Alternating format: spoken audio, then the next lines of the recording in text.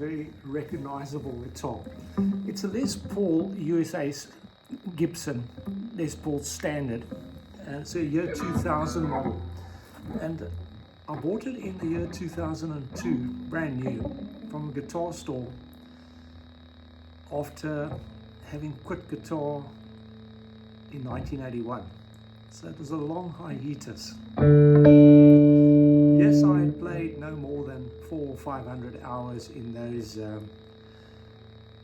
21 years from 1981 to 2002.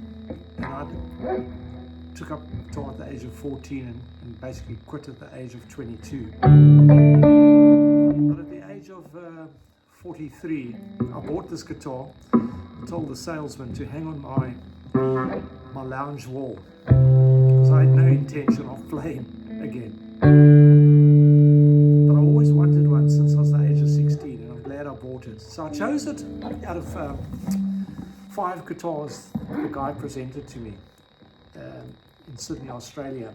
And they weren't cheap, I can tell you that. But I landed a business contract and phoned my wife, and she said, go and fulfill your dream, because you've talked about it since I met you at the age of 21. So go buy yourself a Les Paul Gibson Standard. And I did. I chose this guitar out of 5 guitars.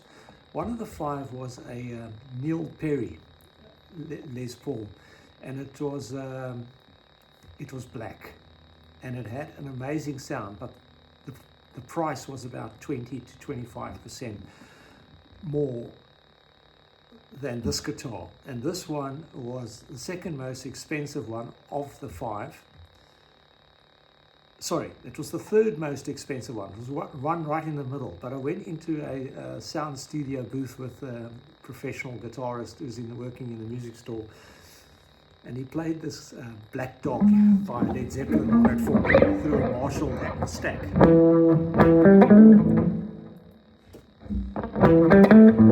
We need some.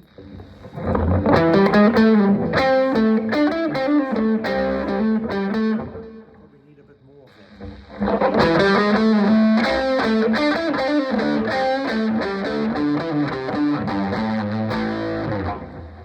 All I can remember, the sound blew my mind. And the only other guitar, and he went through each guitar 3 times for me. I took about 2.5 hours before I made the decision. But this guitar, second to the Neil Perry Les Paul, sounded the best. So I've done some research on the pickups, and I think the one pickup is known as a 491 and the other one is a 461. But who cares what it was called? A lot of guys say it's the most swapped out pickup in the Les Paul range by a guitarist. Now, I don't know why, because I'm just playing it on a small practice amp, a 100-watt Boss Katana, and I've got all the controls set at neutral at 12 o'clock, the dial set at 12 o'clock. I've got a bit of presence added, and I've got compression through my chain, and I've got a slight bit of delay.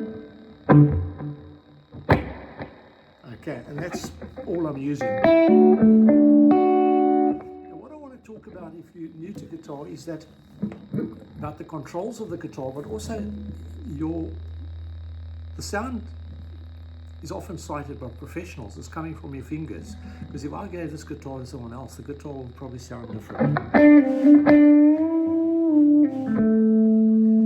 So I'm using the pickup selector in the middle here at the moment, which is out of phase, because these are humbucking pickups, which means they have reverse wiring. I'm not very technical, but just trust me on that. Because if I move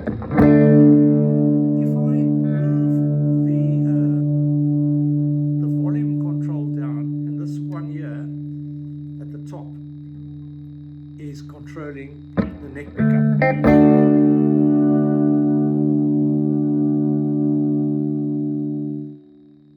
To a point where you go down to 0, you've got no sound.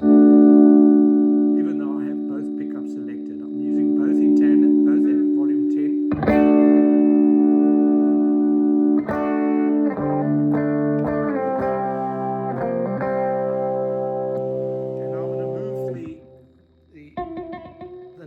bridge pickup here with this lower volume control.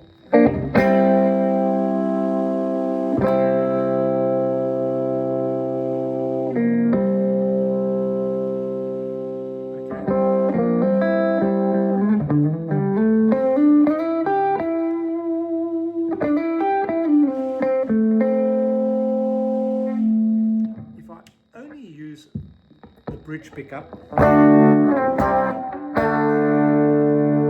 have the tone controls at the rear here set at 10 of 10.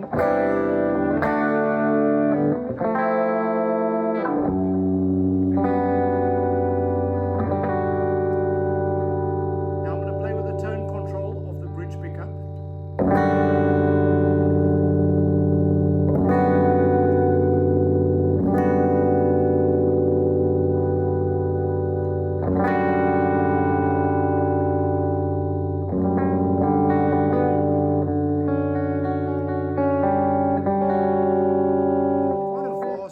Range. Now I'm going to come to you from the neck pickup. Good for rhythm playing and more bassy sound. Now I'm going to roll back the tone.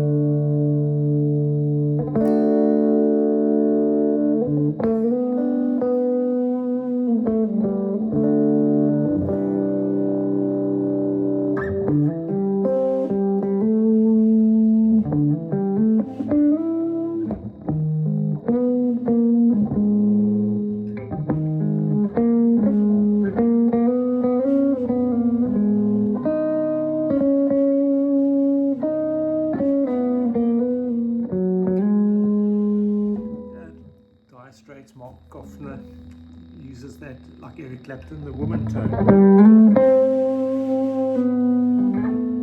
When the sound is very dull. In the studio recording, they might have mixed it up to make it more treble sounding than that.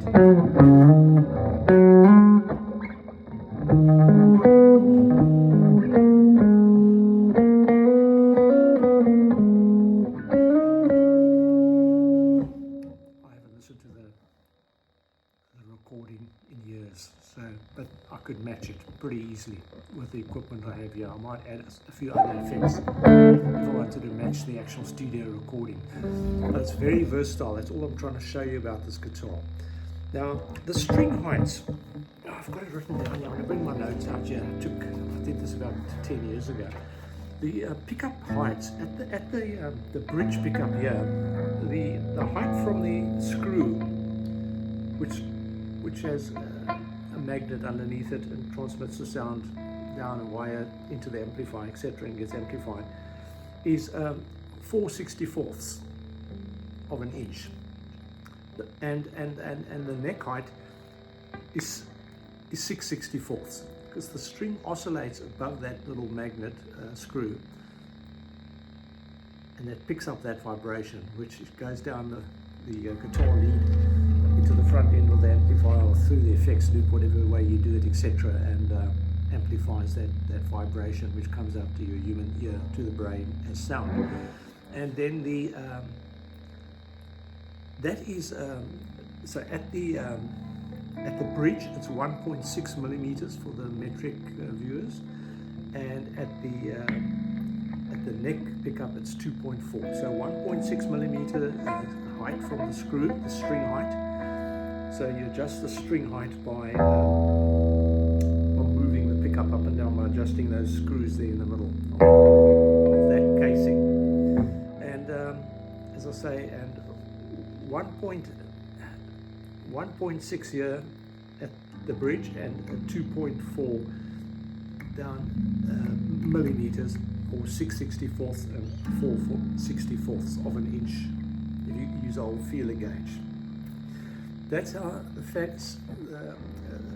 factory settings are. You can tamper with it by adjusting, as I say, those casing screws. They will lift the pickup up and down within that casing to give you the height, and you listen to the sound. And I've got mine set. I've fiddled with it about 10 years ago, but I've set it back to par. I use .009 strings. Now I'm referring to the E string. Those of you who play guitar know what I mean. So I use what we call nines.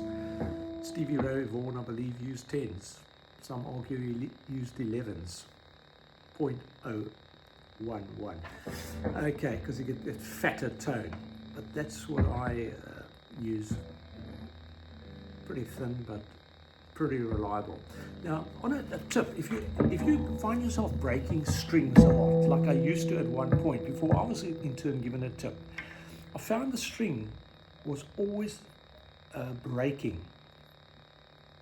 Yeah, at this specific, always found that little piece of string lying on the carpet next to me because it pops out the back here. Oops. See, they just. Then you've got what they would call a spur on that bridge. You take a coin. Now, okay, I'm in Australia, so I use a dollar coin, and you just scrape it in the groove where your string is sitting. You have you have 2 or 3 selections there. Or am I imagining it? Maybe the string has just cut a bit of a groove in there. But whichever one you're using, there's little fine little grooves there. Just take that coin or your wife's metal nail file, not her metal nails, but you know those old metal nail files the ladies use, and some of the gentlemen as well. And you just give it a light rub at the edge, the serrated edge of a coin. If it's got a serrated edge, will do the trick. So you just rub it in there for a bit and not too hard and so on. Then the next thing that I do, I put some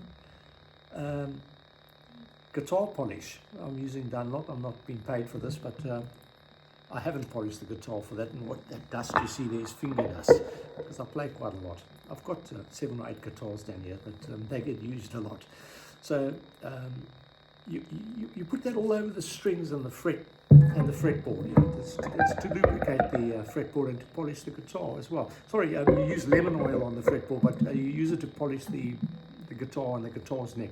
Makes it nice and smooth. So then you put some in there because it lubricates the. If you imagine the strings going over the bridge housing like that, so you want to reduce that friction. Let me tell you the secret. You know, a Les Paul is renowned for its G string to go out of tune. I think it's to do with the string wiring up here from the nut to the peg of the machine head. It's to do with, you know, I'm not a physicist, but some people argue it's because of that angle. And when you're bending the because we love to bend the G string, and often it's the one that snaps in addition to the 2 thinner ones. Because we love to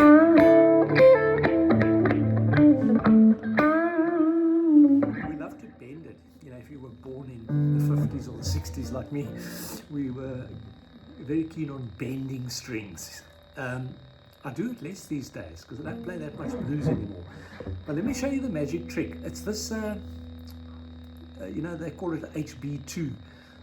They're referring to the hardness of the lead of this pencil. So this is my shaving pencil, because I take a little carving knife, small one, whatever they pen knife, and you shave it into the grooves of the nut here. You see, it's actually a little bit grey, if you can see. I haven't done it today, but because when you bend the string, it will go out of tune often, more often than not, if it hasn't got freedom of movement through that slit in the nut which guides the string.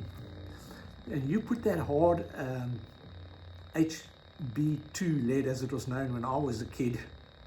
Many pencils are actually marked HB2. I think it's a German manufacturer, and they call it Statler or something. This is actually a Royal Caribbean, which comes off the US cruise liner. So I would have got this in my room on cabin in there. And you kind of grate that hard pencil lead into that groove. It's a lubricant, and it works like a charm. I got the tip on YouTube by what do you call him? You know, not a farrier. That's a guy who does horseshoes. The Lutherer.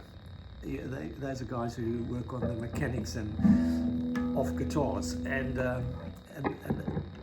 guitar mechanic, a Lutheran, and it works like a charm. So remember those two tricks.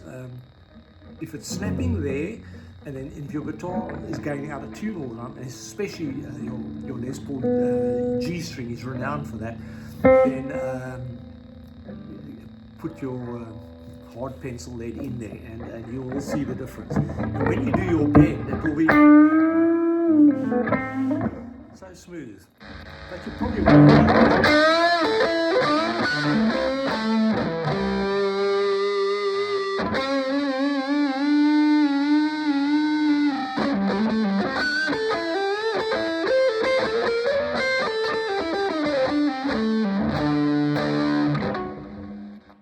This is not about playing, this is about the guitar, and I'm sure you can play it better than that, and so can I. Now, I've told you about all those wonderful things, and if you didn't realize it, let me just tell you that the length from the nut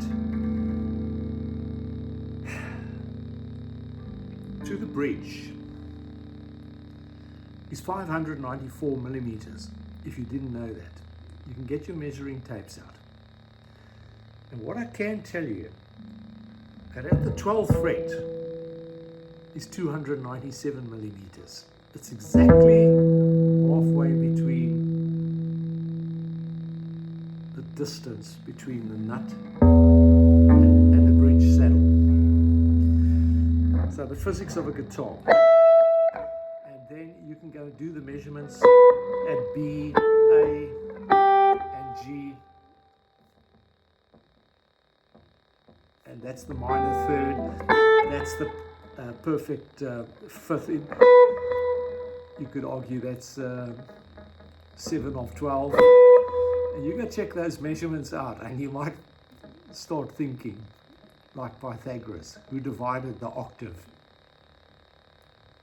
into lengths based on mathematical derivatives, a branch of calculus, I'm told. Now, I'm not a mathematician either, but I did study a little bit of it at first year university. It's actually fascinating if you're interested in these sort of things, because me personally, I was 16 years old when a Les Paul was handed to me by a very now deceased, sadly deceased in a car accident guitarist, who placed the guitar, because I used to be standing at the foot of the 45 centimeter stage every Wednesday, Friday and Saturday night, watching this gentleman just shredding the most beautiful pieces in the 70s. And I was underage patron because the club entry was age 18, and because they served alcohol, and I was there at the age 16. I would just be staring at this bloke, because the only way, I couldn't afford lessons, I couldn't afford journals or music books, or I just watched the boys in the quadrangle. And that's why, if you watch my channel, Mike the Brain 5538 on YouTube, you'll see so many from the heart, honest lessons to the best of my ability to teach you things. And even if you're quite an advanced intermediate player, I might shock you. I know a few things. I might not be able to do them, but I've done a lot of research the last 10 years. A lot. And so you might find some of the stuff I do entertaining, because it gets a bit wacky these days. Now you go check it out, because I think you might enjoy some of it. The thing is, what it does is it gives you dexterity, and it trains your brain all about the intervals, and as I said earlier, the sound is coming from your hands. Experts will tell you, not only the instrument. So the more nimble you get on the instrument, the better sounds you're going to get out of it. So go check some of my lessons out. You might be pleasantly surprised. Go check some of my jams where I'm standing howling behind a microphone, because I'm no vocalist, and you know that by now if you're a regular viewer.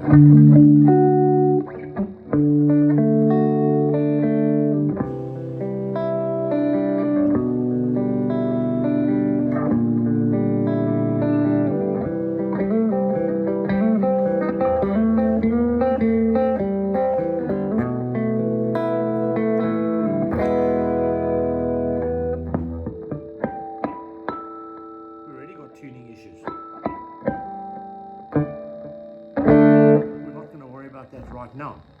So I wanted to tell you one other thing. The thickness of your pick. I'm using jazz picks, which I understand are,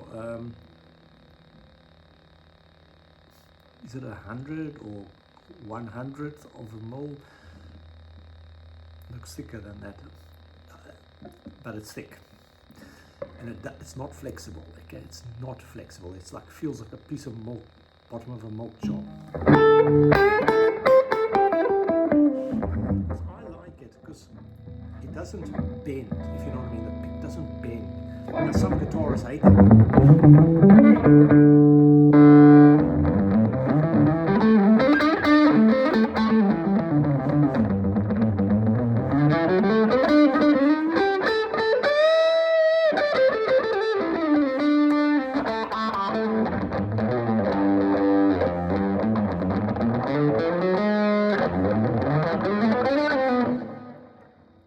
Because I'm talking, so I'm playing absolute garbage. But what I'm trying to say, the pick is not giving way to the string. So I find it beneficial. I started this about 6-7 years ago, playing with a very hard pick, because what it made, it got my wrist to start being more flexible. If you watch my channel, you'll know that in the last few months, probably 2 months, I'm getting into the so-called hybrid picking, where I'm trying to use those 3 fingers in addition to the pick.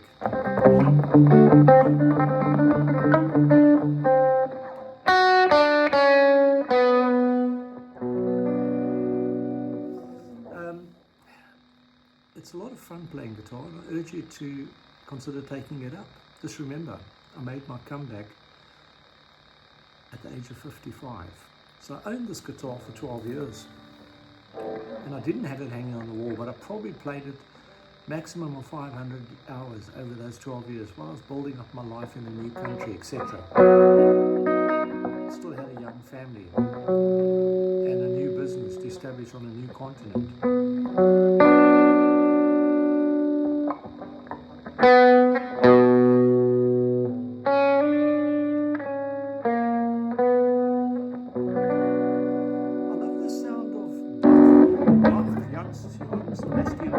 Use of octaves, you got your B there.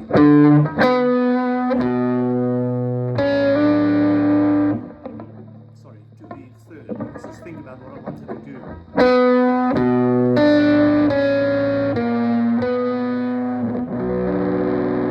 And Tchaikovsky.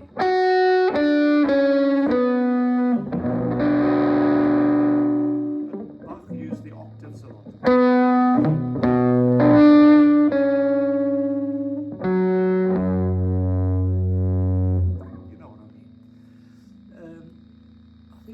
Some work on that, in that mental thought of using octaves more.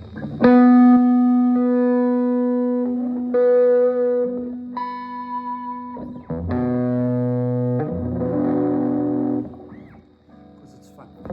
And that's a little bit about this guitar, and a little about me, and a little bit of marketing about my channel. Thanks for all the subscriptions. I'm sitting at 762 today.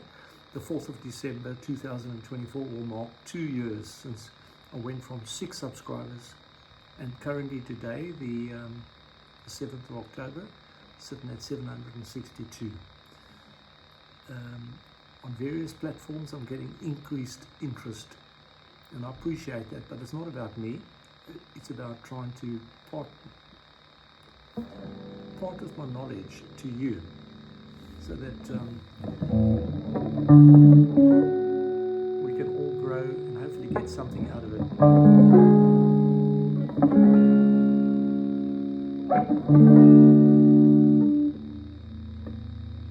I like delving in all sorts of sounds and styles. So you might, I repeat myself, you might be pleasantly surprised by some of the sounds I can produce when I'm serious about it. So go and have a look. I've got over 1,300 videos for you guys to entertain you. And you don't have to look at me sometimes. Just plug your earphones in while you're driving. Listen to me. Hopefully my South African accent doesn't put you off too much. Thanks very much again. I've got something to do. Cheers.